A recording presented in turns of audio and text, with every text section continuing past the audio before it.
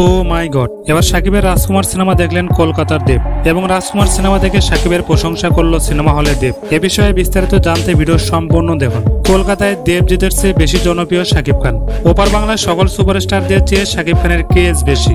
এসবের প্রমাণ আবারও মিলল ঈদের সিনেমা রাজকুমার দিয়ে। ঈদে মুক্তি পাওয়া এই সিনেমা টানা 2 সপ্তাহ পর্যন্ত হাউসফুল যাচ্ছে। বর্তমানে প্রত্যেকটা সিনেমা হলে চলছে রাজকুমারের রাজত্ব। অন্যদিকে মুখ থুবড়ে পড়েছে বাকি সব সিনেমা, সেটা হোক দেশ কিংবা দেশের বাইরে। সাকিব খান সব জায়গাতেই নাম্বার 1। তার প্রমাণ মিলেছে সোশ্যাল মিডিয়ায় ভাইরাল এই ভিডিও থেকে।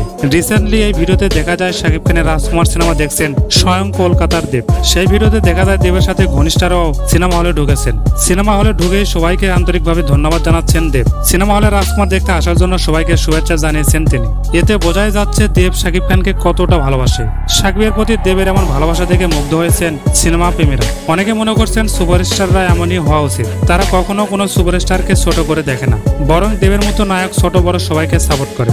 দেব এবং সাকিব একে অপরের প্রতি ভালোবাসা থাকবে সবসময়। দিন শেষে সাকিব খান নাম্বার 1ই থাকবে। তাহলে প্রিয় দর্শক, দেব নাকি সাকিব খান, কোন নায়ককে আপনার বেশি ভালো লাগে জানিয়ে দিন ভিডিওর নিচের কমেন্ট বক্সে।